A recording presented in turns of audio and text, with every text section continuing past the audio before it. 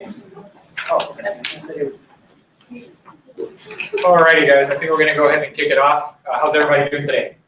Good. All right. You guys seem to know that the semester's about to end because everybody's car wash as an IMA here at UTB, doing some last minute to go towards the conference that we're doing next week, and then some of the other funds that are left over will be going to the conference that will be in November in Orlando. So for those of you that are interested in leadership that's coming up, in about 2 weeks we're doing nominations and elections, and as well you're looking to participate in the future conferences, please feel free to get this information down, and we'll be sending out an email as well with it. We're gonna be doing the car wash at the O'Reilly that's off of Paredes, almost getting to Alton Glory if you're going south to north. And we're looking to be there from 10 to 1. It's tentative, guys, just due to the weather. I'm sure you guys have seen it's been raining on and off. You know, if you don't like the weather in Texas, just wait 5 minutes and it'll change.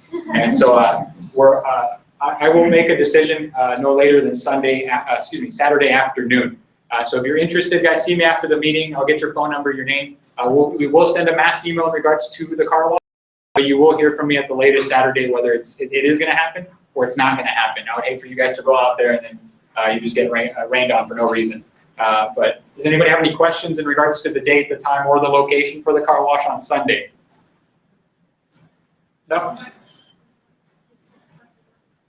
Kind of just play it by ear. If it's a super dirty car, we'll try to do like kind of like when you go to a laser wash, you have the different kind of washes that you want to get, a basic, super, deluxe. We'll try to do something similar, have some fun with it. We're obviously not going to try to scam anybody. We're just going to try to raise a couple of dollars here and there and make some cars look clean here in Brownsville for a change. Any other? Are you going to be making like posters or like signs? Yeah, I'm working on them. We'll have like the neon ones that you see usually with the people on the side of the road. I'll be wearing some short shorts and getting some honks and stuff like that so we can get some cars into the parking lot. But I'll have some, if you guys want to make some between here and there, feel free to do so with your own personalization. That'd be great. Like I said, guys, the only thing about it is the weather thing. I would hate for us to make all these signs and they look spectacular. If you guys want to, maybe we just do a plain Jane just car wash kind of template with no date on it. That way maybe we can reuse them so we can do another car wash in the future and we don't have to redo the signs. So that's a good point. Thank you. I appreciate that. Anybody else? No? Okay, great. Then I'll leave it to Nona. Okay, well, something to add into the car wash thing. We are having our IMA Texas annual conference next Thursday. But remember that the IMA Student Leadership Conference is coming up next November. So if you are interested in attending that conference, this fundraiser will count towards that. Because I know some of you have told me that you are interested in going to that one. And this is just a way to get more involved and to actually raise your funds to pay for your own expenses. We also have our Give Back April month going. So if you can do your spring cleaning, like any old shirts, shoes, purses, anything that you don't wear anymore, just bring them onto campus. And we have a box located in the tower in Maine. We have one in the Dean Suite upstairs and in the Chair Suite upstairs. And now, like, for a little bit of our IMA marketing, if you're interested in having polos done, we had these done in the first weeks of the semester. And they look really nice and they look professional and they have your name and the IMA logo. So if you're interested in purchasing one of these, you can come by after the meeting just down here and we'll give you more information on this. So they answered any questions that you had about like the specific parts of the exam. So I think it tied really well that we're gonna have BMC this week. And BMC is a CPA, it's an accounting firm with CPAs and it also does management consulting. It is one of the top firms here in the Valley, so you should really pay attention to what they do, what is it that they look for in candidates, and the importance of having a CPA if you are an accounting major. So today we have Melina Bosquez, Human Resource Manager for BMC, so I'll leave it up to her. Thank you. Thank you, Mom. Thank you. I want to start, I have two things to say first. I apologize that I'm sitting down. I'm recuperating from foot surgery and I can't put on my weight on the foot yet. So excuse me for sitting down. And I also, please don't ever wear short shorts. I know you were kidding, but don't wear short shorts to an interview or to drop off your resume or anything like that. And also, if you guys will forward me the email about your car wash, I can send that to everybody in our Brownsville office, and I bet a lot of them they haven't had time to wash their cars recently, so I bet you probably some of them will show up, so please do that. And again, thank you all very much for having us. I'm Melinda Volskis, and I'm the Human Resources Manager at Burton McCumber. And Carlos Sanchez is in the back. He is one of our IT managers. And I want to apologize. We were expecting to have Ricky Longoria, one of our audit partners, do the presentation this afternoon, but he had a last-minute meeting.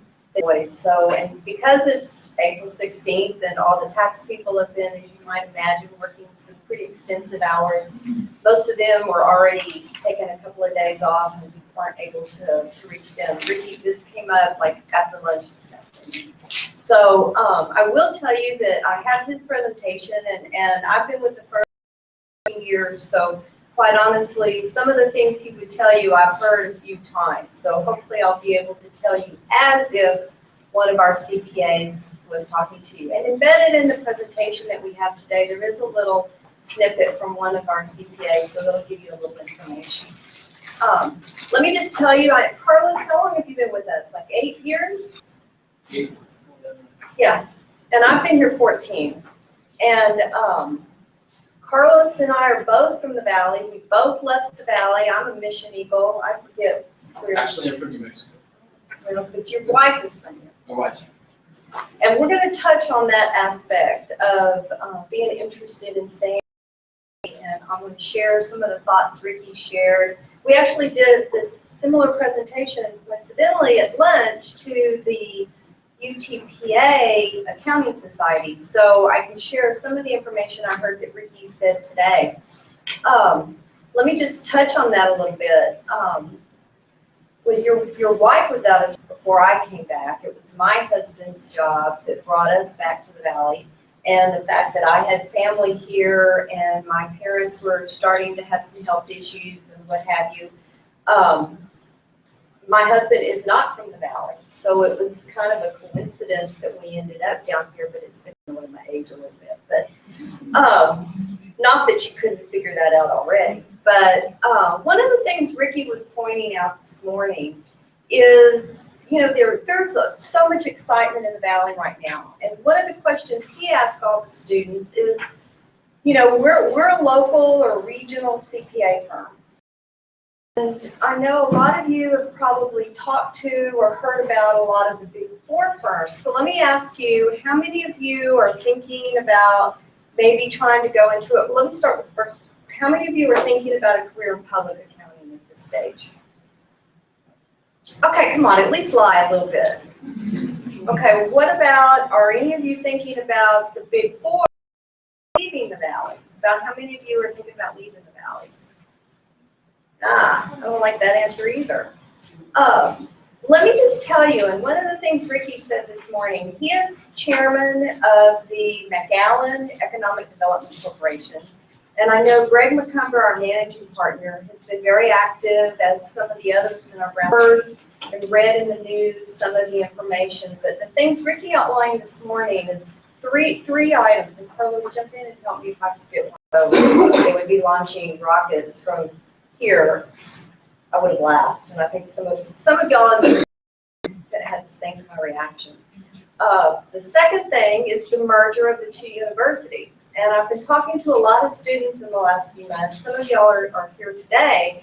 And I know that there's some challenges and concerns among you all as the two universities are transitioning. But over the long haul, what we all see in the business community is this tremendous opportunity as well. And bringing that UT system, permanent university fund money, to these the new university is going to be incredible, because I think it's going to open a lot of doors for not just y'all, but even some of us in the community. So that's one thing.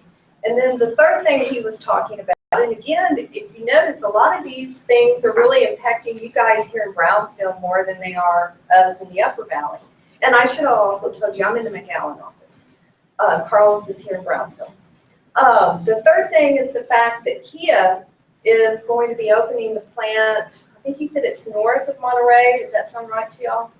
I believe it's north of Monterey. And what he was saying, even though we have a dynamic maquila business already going on, the fact that Kia is coming here or so close to us, there's quite a lot of speculation amongst the business leaders in our communities that that's going to bring even more opportunities, more parts manufacturers, suppliers and vendors that are going to have facilities on both the Brownsville and Mount side, or maybe a little bit up the valley, but probably closer to you guys here in Brownsville.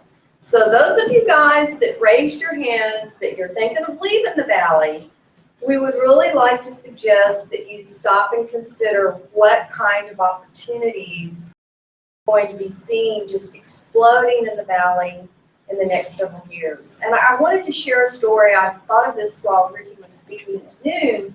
My husband, about 6 months ago, had an opportunity to go to a presentation at the Harlingen Chamber of Commerce. And I'm sure most of y'all have heard of Burton McCumber. He's a huge car dealer and businessman in San Antonio. He used to own the Spurs. He was instrumental in bringing and establishing the San Antonio Spurs. He was instrumental in getting Hemisphere, getting the medical center in the San Antonio area, a lot of those kinds of things. And we didn't even talk that the medical school coming is also a huge development for the valley. And one of the things that my husband came away from that he was really impressed is he said, Red McComb sat there and told all these business leaders in Harlingen that the valley was really just on the verge of exploding the way San Antonio and Austin did 20 years ago. And he was talking about bringing the Spurs to the valley, to San Antonio, and how the medical center and how everybody just kind of laughed, oh, y'all are going to bring a medical school to San Antonio and you're going to try to do all these hospitals and it's way out there, away from downtown, it's never going to work. And if any of y'all have been over there, you've seen it's just exploded. And I really feel like there's a good possibility in the next 10 to 15 years you're going to see the same kind of growth here in the Brownsville and Valley area. And that's just going to bring opportunities for all of y'all. The other thing that we always like to talk about is a lot of us, and I was pointing to Carlos and I, we both came from situations where we came back to the valley. And as I told you, it took me a while to get back, but an awful lot of the people in our firm, some of our partners included, had left the valley for one reason or another, and that family pull brought people back. And sometimes it might be the spouse, you, but I think you all know that's kind of our culture, and I don't think we're unique in the country or even in the world, but it is something that is really strong in the valley. So a lot of you that are thinking now that maybe an opportunity out of the valley as soon as you graduate is something you're going to want to pursue, what we see oftentimes is that people turn around 5 years, whatever down the road, they decide, okay, now I'm ready to go back home. So don't forget about Burton McCumber when you're ready to come back home. I'm going to also save some time towards the end of the presentation to try to answer your questions, but I just kind of, maybe Carlos, if you can help me with that, we'll just kind of get started as a branch office of Grant Thornton, which I believe now Grant Thornton is probably the #5 CPA firm in the country. Back when we started with them in the 70s, I think they were probably, it was the big 8 accounting firms, and Grant was probably in at that time. So many of our partners, many of our managers had experience with a big firm mentality and practice philosophy back in that time. Through the years, the local partners bought out the Valley practice and we became Burton McCumber. Here in here in Brownsville and also in McAllen, and then we have Mexico offices as well. So we have about 25-ish, more or less, in both offices on the U.S. side, and then about another 30 to 40 in the Mexico offices. Please don't ask me questions about the Mexico offices because I'll just have to refer you to someone else. We kind of work as one, and one of the things that's unique is our partners, we are actually a partnership in Mexico. We have a Mexico CP that is one of our partners, and that's unusual because a lot of the firms that that do have international practices and what have an affiliation. So that's something that makes us unique. One of the things Ricky always likes to talk about is including the definition of a job. And the job definition, just from the dictionary, you can read, but it's basically, it's a different mentality, always permanent. You know, maybe it's a specific one kind of duty. Sometimes there's a more repetition in the tasks or the responsibilities. And then if you go forward, as a career, you're looking at oftentimes something more all-encompassing, a little broader, and a longer-term type relationship. And that's what we're looking for. We really like to see in candidates, and Nora had asked that we talk about, you know, what we look for in candidates, and that's one of the things. We're always looking for candidates who are looking for a long-term relationship. They're not looking for, you know, oh, I'm going to move across the street or change careers because I'm going to make a little tiny bit more money, or even if it's a bunch of money. You've got to enjoy what you're doing, and you need a challenge generally in a career and not just a job. That's one of the things we like to point out. And one of the other things, and we got this from one of the local school districts several years ago. Thank you. If you think about, a lot of y'all are probably in your 20s, maybe some of you are a little bit older than that or a little bit younger than that. If you think about when you were graduating school, where you thought you would be going and what you would be doing, might not be where you really are right now, or maybe you've exceeded or you're still working towards those goals. But we just liked this visual of, if you think that most of us are probably going to work till we're 70, that's a long time. So when you start thinking about, you know, if you're graduating from college in your 20s, you've got another 40 years, which, you know, you also kind of go, oh my gosh, that's, you know, I'll never be that old. But you will be, and you're going to be wanting a challenging career, and we would really suggest that you consider accounting or public accounting. I guess one of the questions I should have asked, are all of y'all accounting, or I know some of you are management and finance, or what? How many accounting majors are here? Oh, good. Okay, so quite a few. We like to see that. I know we talked about being in and out of the valley. If those of you guys who raised your hands that you're may be able to start your career at a higher salary than you might be in the valley, but what you also have to really look at as you consider those options is the cost of living. And I was talking to a student at UTP this morning. What you have to think about in that cost, it's not just the apartment or the home cost.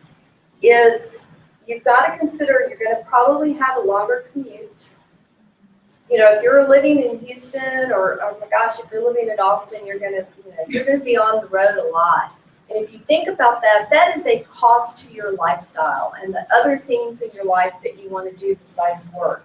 So you've got a commuting, you know, the cost of mileage or gas, or in, you know, Houston. I worked in Houston when I first graduated from college, and that was longer ago than most of y'all have been alive, a lot longer than most of y'all have been alive.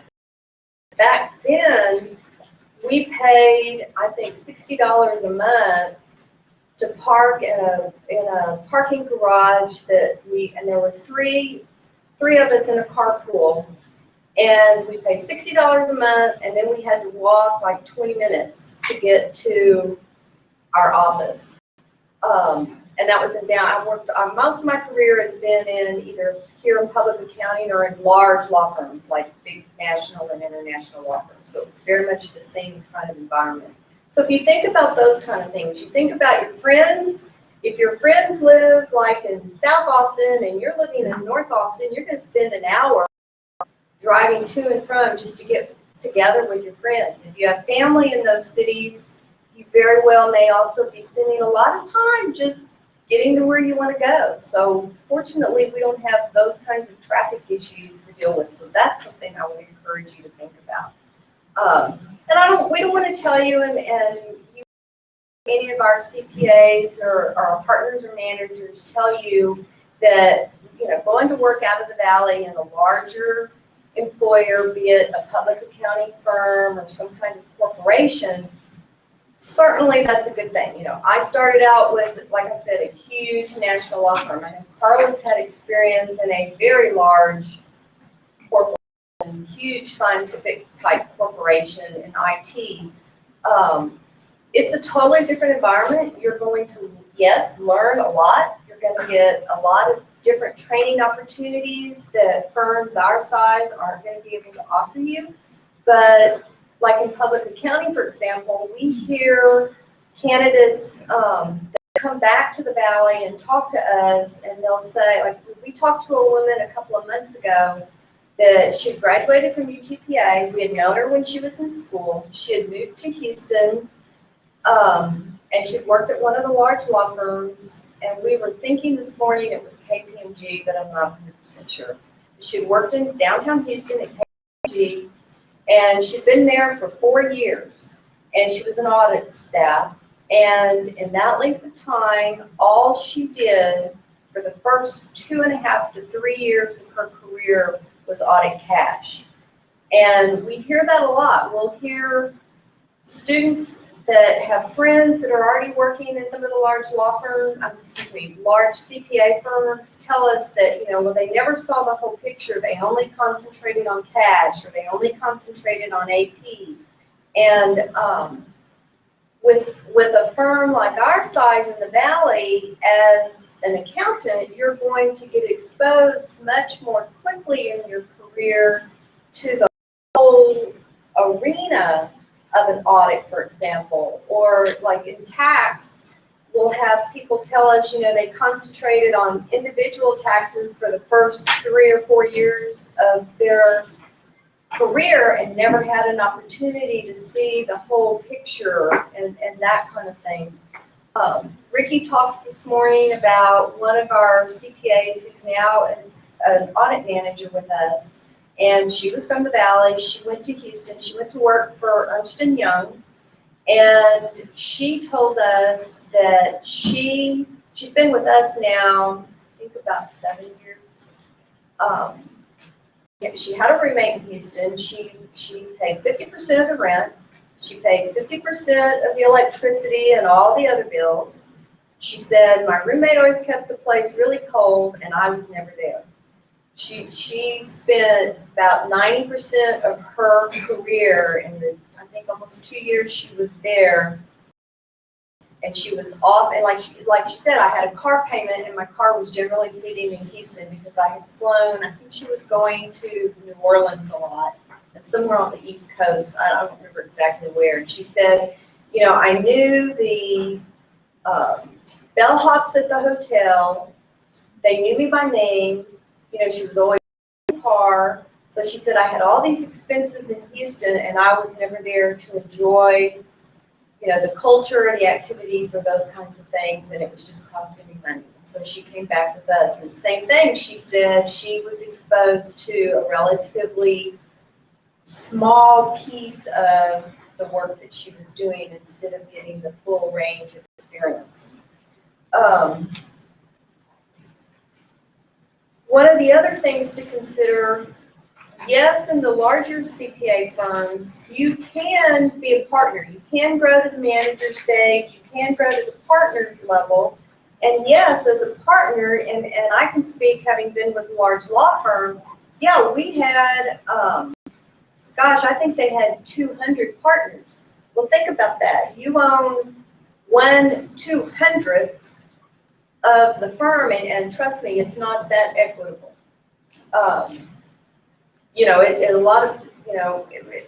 It's based on a lot of different factors. So you may own, 80% of the 1/200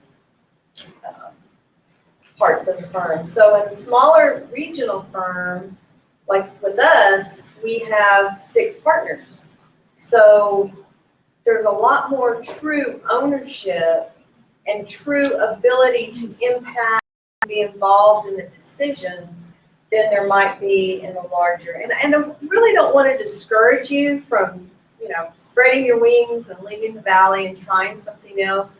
just we would ask that when you get ready to come back home, and you know, like I said, most of us in the firm either never left the valley or left for a period of time, and those that have left have almost, you know, everybody came back. So just keep in mind that there's options for you here. What's important to us? Nora had asked that we ask